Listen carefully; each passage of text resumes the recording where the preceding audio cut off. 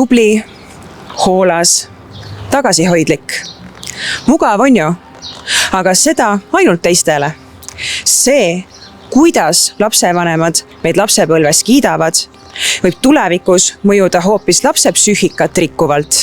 Tubli tüdruku sündroom või kui seda nagu laiendada kõigile, siis tubli lapse sündroom on minu jaoks midagi sellist, et see on inimene, kes tahab kogu aeg olla hästi tubli, kõige parem. Ma ei eksi mitte kunagi, hästi triviaalse näitena siis see laps, kes toob koju ainult 5, kes teeb seda ainult 5 pärast, kes tahab teha kõik õigesti, kõik peab olema plaani järgi, kõik peab olema nagu vinks-vonks jonksus kogu aeg. Väga paljud asjad saavad alguse meil siiski lapsepõlvest, kus ütleme siis nii, et see tubli tüdruk on alati vastutustundlik, abistav, koolis läheb tal hästi, teeb täpselt nii, nagu talle öeldakse. See hirm eksida ja mingi pidev paine, et ma pean olema kõige parem või et mingi perfektsionism, mis vähemalt minu puhul sellega kaasas käib ilmselt. Kriitilisus, perfektsionism, oskamatus mitte piire seada. Et ma ei oska öelda ei näiteks. Kas te teate, mis asi on tubli lapse sündroom? Ei.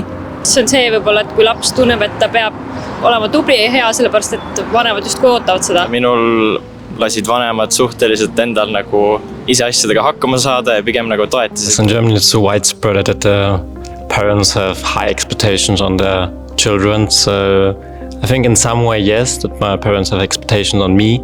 Oh, you didn't get very great, so you are not a good student at home, like at school, and you are not good children at home either. Like they will put a lot of pressure on the kids. See on kuidagi mingi asi, mida kiidetakse, et vaata, kui hästi sa hakkama saad ja siis see uskumus seal taga, et aga ma olengi tubli, ma peangi ise hakkama saama, et keegi teine ei peagi mind aitama, ma pean kõik ise ära tegema. Kas me kiidame lapse olemust, sest et sa oled tubli, sest sa said matas 5 või me ütleme, et vau, sul tuli nii hästi välja, sulle vist paistab see teema huvipakkuv. Mida suuremaks inimene kasvab, seda suuremaks läheb see ring, kus ta peab oma nii-öelda olemust hoidma.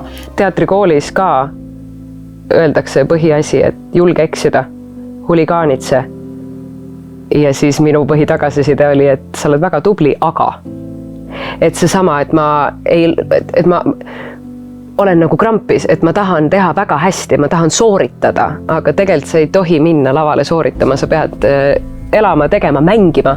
Ma ikkagi proovin öelda ei, väljendan oma vajadusi, ma ütlen ei näiteks asjadele, mida ma ei taha teha, sellepärast, et mul on õigus valida asju, mis lähevad minu väärtuste ja uskumustega kokku. Kui ma mõistangi, et ma teen mingit asja jälle eelkõige sellepärast, et lihtsalt olla väga tubli, ehkki see näiteks ei huvita mind või see pole nii oluline või et ma ei peaks selle peale oma energiat kulutama, aga et ma saan aru, et ma seda teen ja siis see ei tule mulle veel väga hästi välja, aga et see suutlikkus astuda samm tagasi ja öelda, ma lasen minna.